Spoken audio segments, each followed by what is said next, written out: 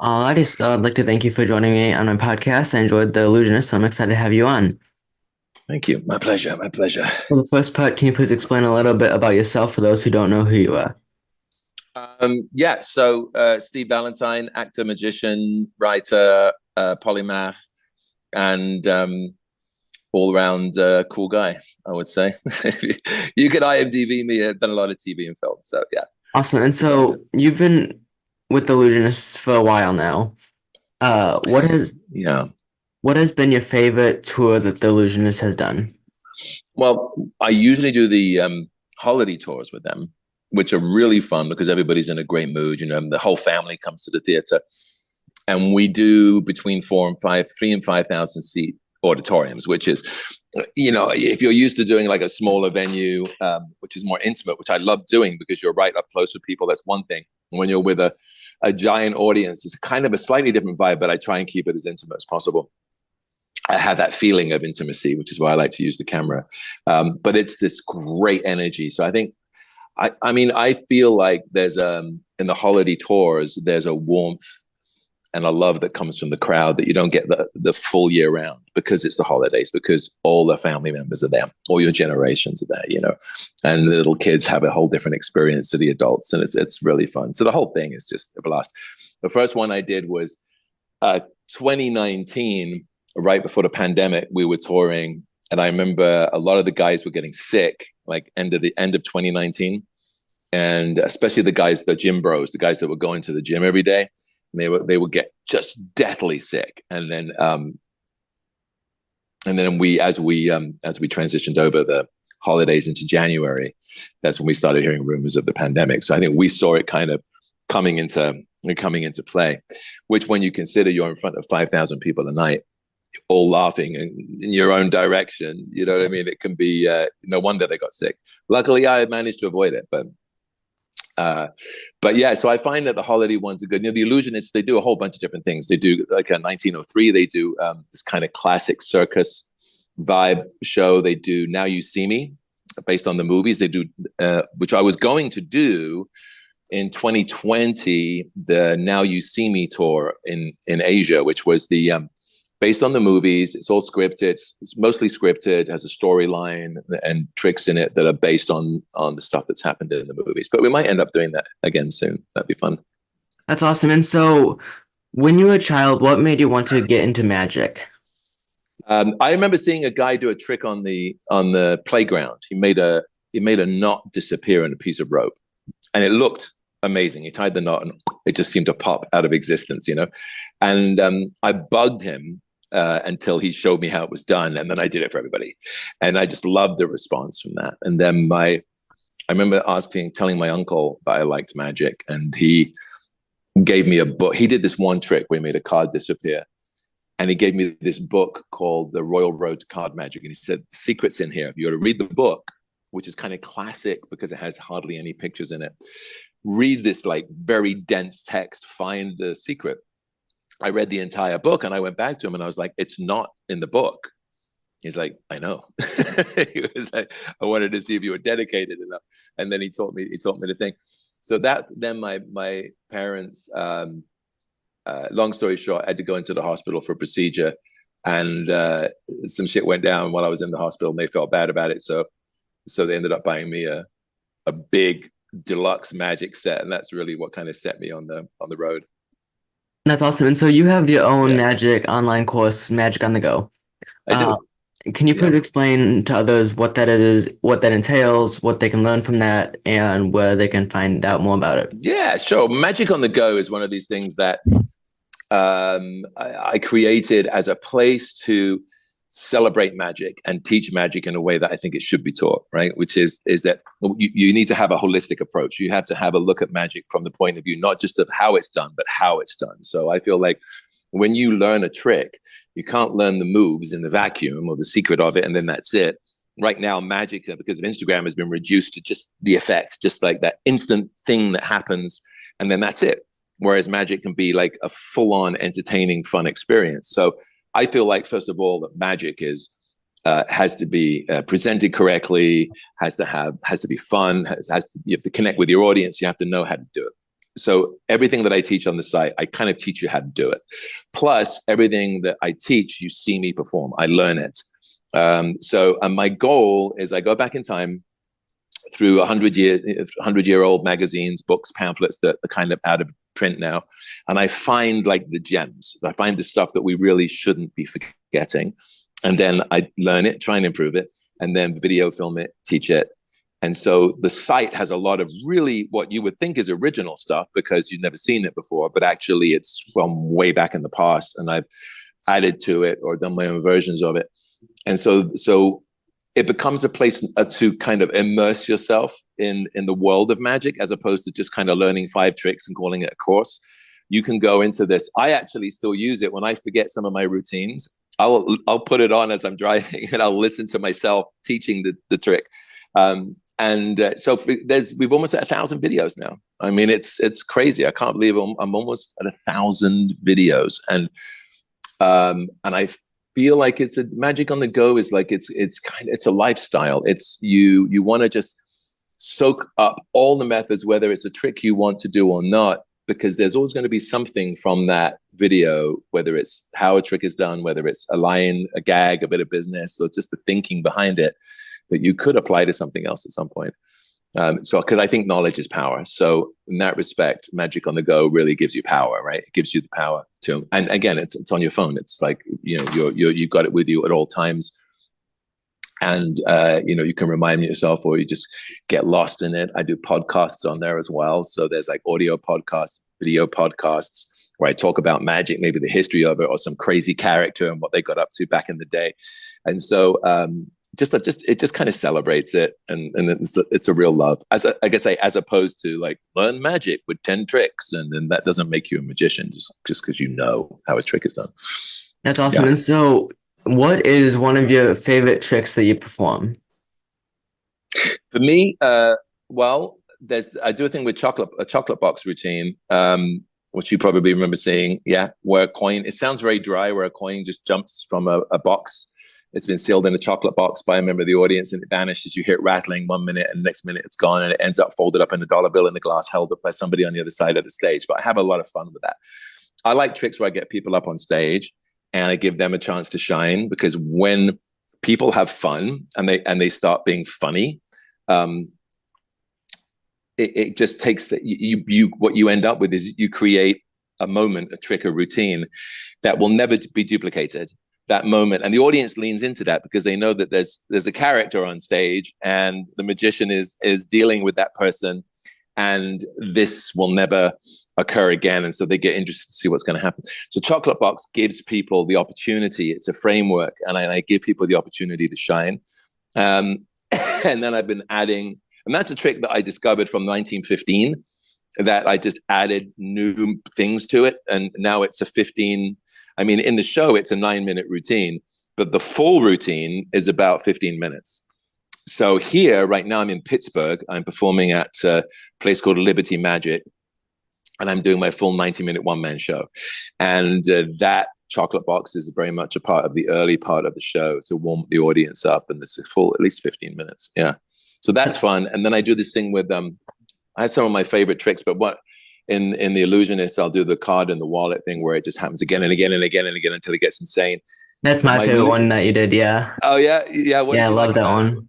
I tell you what I like about it, and then you tell me what you think about the trick. I like it because it's a jazz piece. I like being able to, and again, this is knowledge is power, right? So if I have someone who is difficult, I can change the methodology. If I have someone who is super easygoing and I can get away with more stuff, I'll kind of push the cheekiness a little bit, but I can change that routine as I go. It's like jazz, and I know where I'm going. I know that the card's going to end up in the wallet multiple times, and then between the metal plates, and then fold it up in a tic tac box, right? These are my beats, but getting there, I can go in a bunch of different directions, and it keeps me fresh. And again, gives the people from the audience a chance to shine. I don't believe in making fun of people. I believe in having fun with people. So that's kind of, and when I grew up in magic, comedy magicians on the whole would make fun, would get an audience member up and then just kind of make them look stupid. and they would have jokes at that person's expense. Whereas I like to have jokes with that person. If they want to act goofy, that's great. Last night, for example, I'm doing a trick, which I didn't do in The Illusionist, where 10 cards jump into my pocket and I pretend to show how it's done. And I have asked this guy if he would test, if he wouldn't mind just checking my pocket was empty. It was an older junk. He was hilarious. Not only did he stick his hand deep into my pocket, but he kept grabbing my leg. I'm just like kind of, and it was almost inappropriate, but it was so funny, and he was just so hilarious with it that it just brought the house down. His wife was on stage with me as well, and his wife, I said, I was like, aren't you glad you're standing over there and you don't have to check the pocket? And she pretended like she was putting on rubber gloves, and she said, I'm ready. It was just, I just kind of love, and now I can have fun with that because they're willing to have fun, right? As opposed to like, you're an idiot. What are you dressed in? Which is kind of how it used to be. Yeah. That's awesome. Yeah, I think for me it was funny because the second night I came and when you performed it the second time, you do the part where the card is on your forehead and you're trying to like show them do it. You're like, yes, and it's on your forehead and they don't look. And the wife, yeah, I think it was the wife. The wife points to the husband and points to your forehead and just spoils the whole part of that trick. And she just points to your forehead. And I found that hilarious how she just like. That's great. So I don't mind. Sometimes, that's the way it went that night, right? So it still gets laughter. Sometimes the wife wants the husband, if I get a couple up, they want the other one to know. And sometimes they like to watch him squirm a little bit. And, either way, it's a laugh. I once got a couple up in The Illusionist. Well, I used to send the dancers out at halftime to pick a couple so that I could say, I've never met these people before. They don't know what's going to happen. There's nothing set up. And, I remember they brought up this one couple and this lady was sitting like this, like that, like just really not impressed. And so I start doing the card routine and she's like rolling her eyes, right? And I'm like, are you okay? And she goes, whatever. And then I have her pick a card and she reaches out to grab a card and she knocks the cards on the floor by accident. So I'm just like, you don't want to be here, do you? She goes, I don't like magic. I'm like, but that the show is called The Illusionists, right? I mean, what an illusion. She goes, yes, it's his birthday. She points to the guy. I got him tickets, but I don't like magic myself, And he's getting embarrassed and he's kind of pissed off now because like she's showing him up. So like, okay, I'll ask you, what would you do in this situation? Imagine you're me on stage and this happens and she's just like, I personally would find another way to not fix the trick, but improve the trick to make her laugh. Right. Exactly. So some magicians would say, send her back to her seat, right? And just say, well, you should go back to your seat. What you do is you lean into it. Yeah. So you go, okay. So I said to her, all right, I get it. You probably experienced a bad magician at some point. I'm going to get you. I was like, by the end of this routine, I'm going to make you smile. And he's like, don't like magic. So every time I did a piece, I would look back at her like, and she'd be like, and it ended up being really funny. And because the audience started laughing, she started enjoying herself. By the end of it, her signed card ends up in a Tic Tac box that she's holding. I said, you can have a look first. And she opened her hand and this little smile, just tiny little curl right there. And I was just like, yes, I got you. And the place went nuts. And she ended up having a really good time. And I think maybe I even saved their marriage. I don't know. But I know that yes, sometimes you can listen to what they have to say and then in a playful way, try and get around it rather than kind of burst through it. So yeah, good. That's exactly what you do. Yeah, and I think so I interviewed Chris as well, and I was talking to him. So I saw it twice, and the good thing about seeing it twice is you get fooled the first time completely, and you go back the second time, and you know the order of the tricks, and so you watch for the little details, trying to like figure out how it happens. And it's cool when you see like the little detail, not how it happens, but like a little detail that works of how it works with it. And it's cool because you kind of get like a little bit of the process of what it's like. Yeah. Which is why I like to jazz, because it won't be the same twice. It won't be the same way twice. So if you jazz your magic a little more, then the guy who's like, I'm going to come back a couple of nights in a row and figure out how it's done, he'll be none the wiser, hopefully, you know. Yeah. And again, change your methods, which is why I have magiconthego.com, because I have, for any trick, there's a number of methods and ways of doing it, different ways. I mean, the card in the wallet is a classic trick. It goes back 100 years, but there are sleight of hand ways of doing it. There are ways of doing it with gadgets and gimmickry that you wouldn't believe. So there's no sleight of hand. There's magnets. There's all kinds of things, all kinds of ways of doing it. Some people do it with jumbo cards. So by having all of those methods available to you, you know, if someone claims they know, like my favorite thing to do is when I get someone especially in an intimate show, who is like really staring at my hands, like refuses to take their eyes off my hands, I'll switch to a self-working trick, a trick that requires no sleight of hand. For your viewers, there are tricks that require no sleight of hand, that kind of work internally, mechanically in some way, or mathematically, right? And I'll switch to that because I can see them really staring at my hands. And I can't tell you how many times I've done a self-working trick and some guy's gone, yeah, I saw how that was done. And I'm like, what? And they go, yeah, I saw you do the sneaky move. I don't want to say anything because I don't want to ruin the show for everybody else. But yeah, I saw it. And you kind of want to go, actually, I didn't do anything. You know, you're just being a jerk. But you don't. You kind of go with it. But it's kind of fun to switch. Yeah, I like to do like you said, when people are saying hands, when I switch to self-volcating tricks, I'll say, okay, I'm not going to do anything. I want you to do this whole thing. So they can't blame me for doing sleight of hand. And I'll make them do like the ones where they make the piles, whatever, and then they do the sleight of hand, whatever. Yeah. And it fools them completely. And it's really lovely to do hands off, but there are times when, if just at the right moment, you reach in and touch the cards, that in itself is a bit of misdirection, because people will think, oh, he did something at that point. And that's fine, because it just takes them down kind of the garden path, and you're leading them down a different pathway. It's really kind of fun to mess with people's perceptions of what's going on, right? But that self-working stuff was always, I love that. I love mixing really intense sleight of hand, like, you know, the card in the wallet routine I do. I think we have a card signed. Lady on my left, every time she grabs a card out of the deck, it's the card signed by the guy, over and over and over again. That card keeps vanishing and jumping into my wallet over and over and over again. I don't know how many times I'm like literally like 3 or 4 steps ahead. At one point, he's sitting on a card. It ends up between 2 metal plates and 8 rubber bands, in a wallet covered in rubber bands, in a paper bag covered in rubber bands. There's so many levels to it, and it's kind of it's one of those things I always think, once I start that routine, it's kind of a runaway train and you can't stop. But there's so much happening, sleight of hand wise. It all has to be covered with a presentation, right? You have to connect with your crowd, and you have to kind of have fun and let them know you're not that kind of arrogant magician, because I think that those days are gone.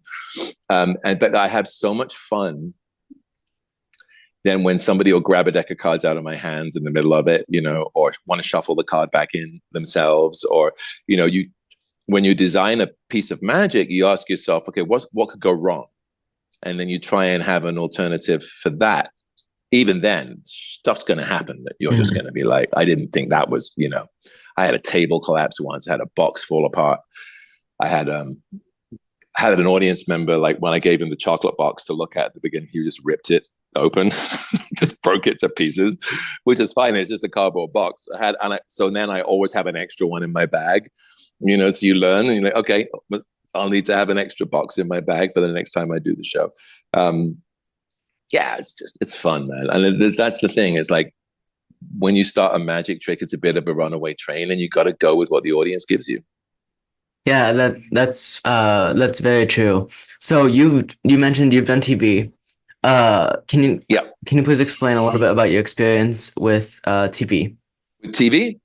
Well, as an actor, I mean, I came to LA when I was 18 years old, and at that point, I had done nothing but theater in England, and so musicals, theater, and variety.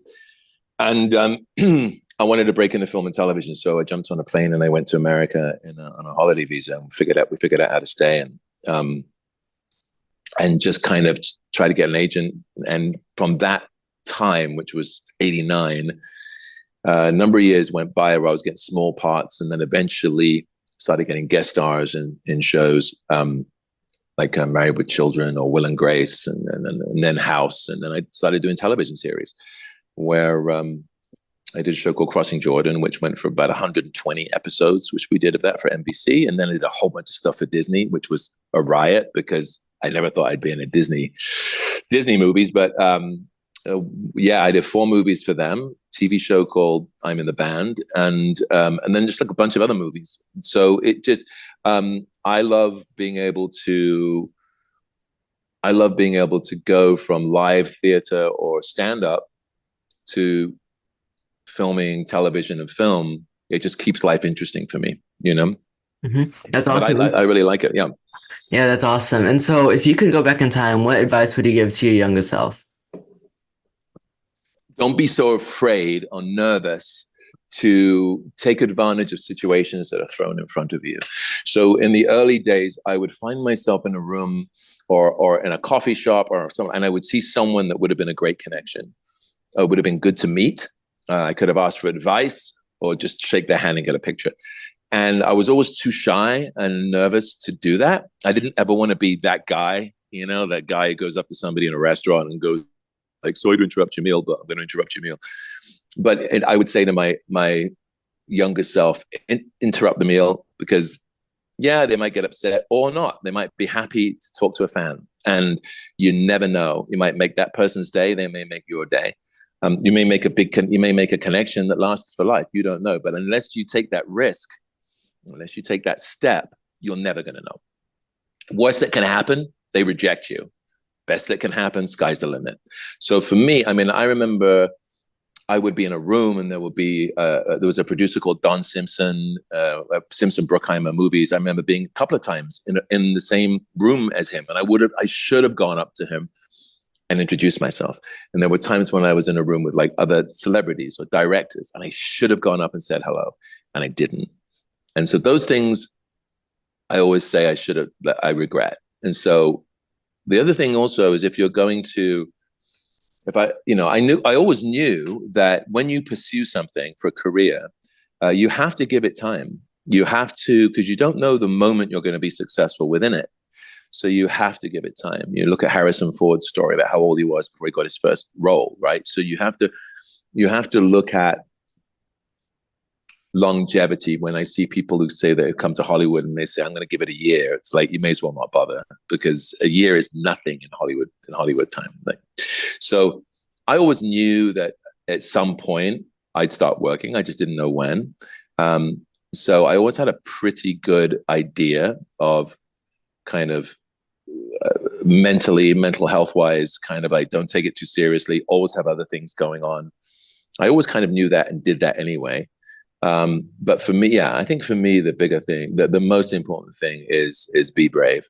You know, you've got one life, go for it, kind of a situation. That's great. And so this next question ties into the last one, but what advice would you give to younger students who would like to pursue magic? Well, I'd say magiconthego.com just because it's mine. But okay, it depends, right? So if you want to pursue magic, first thing I would say is, okay, so now we have the Instagram magic thing that's going on, right? Which is great. It's its own form of performance. It's fine. There's a lot of exposure that's going on. So now if you do magic on Instagram, you risk us taking that trick and then doing an exposure video right next to it. So I think if you want to learn magic, 2 things: learn the craft, learn the history, learn kind of really immerse yourself in it, whether it's my site or whether you just get the Tarbell course in magic. Or if you just want to learn card magic, I highly recommend Royal Road to Card Magic and Expert Card Technique and the Expert at the Card Table. So these are like 3 Bibles of card magic that you really should study. And learn the craft, not just a few tricks that you want to do, right? Because then you can improvise, then you can jazz it when you're out and about. I think that is the best thing to do. Watch as many performances as you can, not on Instagram, but live shows, because I know people on Instagram who are very successful who cannot entertain an audience. It's a whole different beast. And because you have a lot to think about. First of all, you're holding an audience's attention. That is not easy, right? It's not 30 seconds on Instagram. It's 90 minutes on stage. And if they don't like you and they don't want to listen to you, doesn't matter what your tricks are. So I would say watch a bunch. If you want to get into magic, immerse yourself in the methods, the history, how it used to be done, how it's done now. Think about what you can do to be original. Figure out a little bit about who you are so you can be an extended version of yourself on stage. And then take some acting classes, take some dance classes, take some vocal classes, like learn to be, for me, I use all my acting techniques when I'm performing. It's super important, right? How to stand, how to present to an audience, how to connect energetically with a crowd, learn to look at them in the eyes, learn about rhythm and pacing and when you can be. There's a chocolate box routine, a perfect example. The first 6 minutes of that routine is frenetic. It's crazy. There's dancing across the stage. There's all this stuff happening. And then we come to the moment when the coin disappears and it's silence. And there's a reason for that. Suddenly it's like, here we are, this moment of magic. Boom, boom, it's gone. And it has impact. So all of these things above and beyond just learning the magic trick will make you a magician. Okay. So I think it's you have to decide if you just want to learn some about magic or if you want to learn to be a magician. And that's my advice. Figure out, and then become the whole. That's great. And so that wraps up the interview. I'd like to thank you for joining me today. Yeah, it's my pleasure, mate. My pleasure, Tim.